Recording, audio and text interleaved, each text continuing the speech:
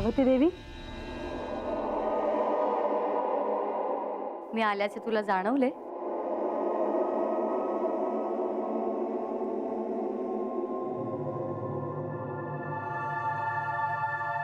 मला देखील याचं आश्चर्य वाटतं आहे. का कुणास ठाऊक, पण मला असं वाटलं की तुम्ही आला आहात आणि बघते तर तुम्ही खरंच आला आहात देवी. मुद्दामच आले तुला भेटायला. मलाही तुम्हाला भेटायचं होतं. मला? का बरे? तुम्ही देवी गंगा यांना शाप दिला हे कथानक आख्यानात सगळ्यांनीच ऐकले आहे. होय, आता साऱ्यांनाच ते कळून चुकले आहे. पण मला जरी तुमचं वागणं योग्य वाटत असलं तरी बाकीच्यांना तसं का वाटत नाही? देवी, सगळ्यांची सहानुभूती देवी गंगा यांना मिळाली आहे असं मला वाटतं आहे, पण मला मात्र तुमचंच वागणं योग्य वाटतं आहे. गंगा माझी ज्येष्ठ भगिनी असूनही मला तसे करणे भाग पडले, कारण ती माझ्या क्रोधाची परिणिती होती. स्वाभाविकच आहे, कोणत्याही पत्नीला असंच वाटेल. महादेव त्यावेळेस काही म्हणाले नाहीत,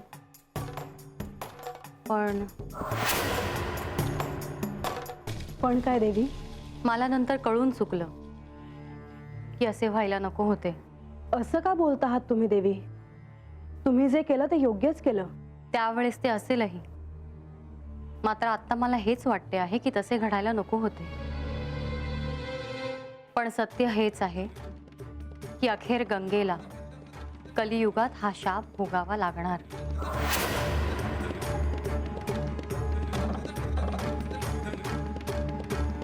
काय झाले म्हाळसा?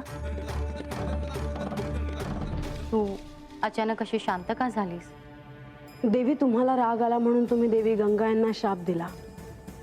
तुम्ही ते केलं, पण माझी अशी परिस्थिती असताना मी असा निर्णय आजवर घेतला नाही. बानू समोर नसली तरी तिचं अस्तित्व कायम असतं. नकळत मला असं वाटत राहतं की ती जवळच कुठेतरी आहे. म्हाळसा, पण तसे तर होणारच ना, कारण श्री खंडेरायांनी बानूशी विवाह केला आहे. तेच घडू नये म्हणून मी यांना शाप दिला होता आणि यांना त्या शापाला सामोरं जावं लागलं. पण तरीही यांनी तिच्याशी विवाह केला देवी. आणि बानू ह्या जेजुरीत आली. हो, ह्याने देखील विश्व कल्याणाच्या हेतूने गंगेला आवाहन केले आणि ती या भूतलावर आली. पण देवी, विश्व कल्याणासाठी श्री महादेवांनी गंगेला आवाहन केले होते, पण यांनी बानूशी का विवाह केला हे मात्र मला अजूनही कळलेलं नाही.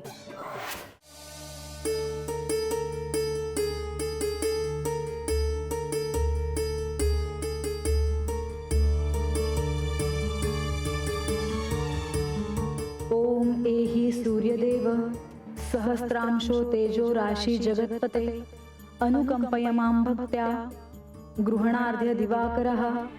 ओम श्री सूर्याय नमः. ओम श्री आदित्याय नमः. ओम श्री भास्कराय नमः. अर्घ्य समर्पयामि.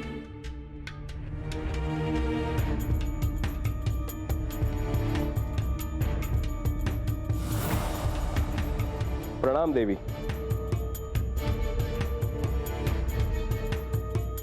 हे सूर्यदेव, तुमचा उदय होताच सारे जग अंधारातून बाहेर येते. तुम्ही खरोखरच श्रेष्ठ आहात. जगाचे सृजन आणि विनाश करणारे तुम्हीच आहात. देवी, आज आपण माझी स्तुती केलीत, मला त्याचा आनंद आहे. मग सूर्यदेव, आपणच मला सांगावे की माझ्या हातून काही चूक झाली आहे का? आपण असे का म्हणता आहात देवी? गडावर आख्यान सुरू असताना मला असे कळले की पार्वती देवीने देवी गंगा यांना शाप दिला होता. ते सत्य आहे देवी, परंतु त्याचा आणि तुमच्या म्हणण्याचा संबंध मला कळला नाही. तुम्हाला आता सारं काही ठाऊक आहे. घडणाऱ्या प्रत्येक गोष्टीचे तुम्ही साक्षीदार आहात. होय देवी, त्या घटनांचा मी साक्षीदार आहे. माझ्या 12 रूपांमधून ती घटना मी अनुभवली आहे. 12 रूप? होय देवी. तुम्ही तुमच्या या 12 रूपांविषयी आधी मला कधी सांगितले नाही. ह्या आधी तशी वेळच कधी आली नाही. मला आज त्याबद्दल ऐकायचे आहे. तुम्ही तुमच्या 12 रूपाबद्दल मला सांगावे.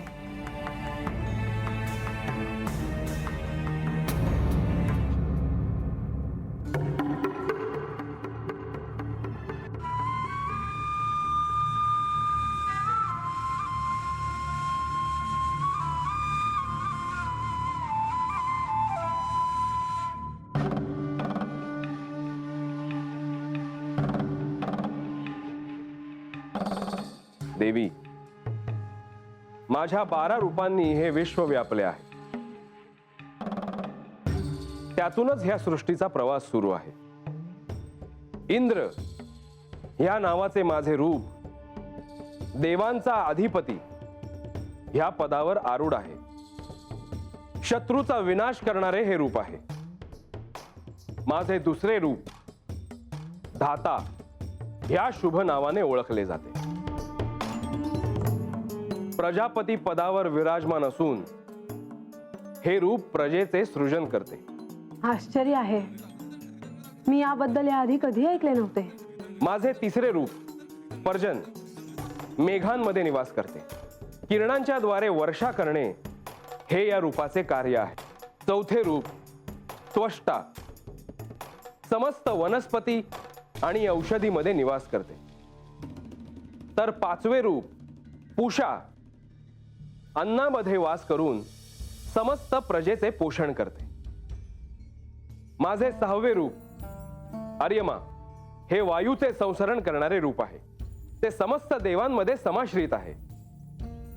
सातवे रूप भग ह्या नावाने विख्यात असून ते समस्त भूत देहांमध्ये निवास करते. माझे आठवे रूप विवस्वान हे अग्नीमध्ये स्थित आहे. शरीरधारी मनुष्यांच्या अन्नाचे पाचन करणारे हे रूप आहे. खरोखरच हे विलक्षण आहे सूर्यदेव. माझे नववे रूप विष्णू ह्या नावाने प्रसिद्ध आहे. देवांच्या शत्रूंचा नायनाट करणारे हे रूप आहे. माझे 10वे रूप अंशुमान हे वायूमध्ये अधिष्ठित आहे. माझे 11वे रूप वरुण असून ते जलामध्ये निवास करते आणि प्रजेचे पोषण करण्याच्या कार्याला वाहून घेते. माझे 12वे रूप मित्र ह्या नावाने प्रसिद्ध आहे. हे रूप प्रजेचे हित पाहणारे असून भक्तांवर वरदानाचा अनुग्रह करणारे रूप आहे. याआधी हे सारं मला कधी ऐकायला मिळालं नव्हतं, पण आज तुम्ही मला हे सांगितलं याचा मला आनंद आहे. देवी, मला आपल्याला आणखी एक गोष्ट सांगायची आहे. सांगा सूर्यदेव.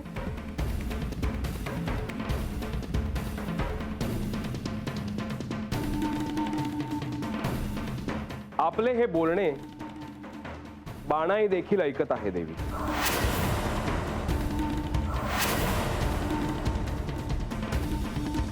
यापेक्षा अधिक तिला काही कळू नये इतकीच माझी इच्छा आहे. होय देवी.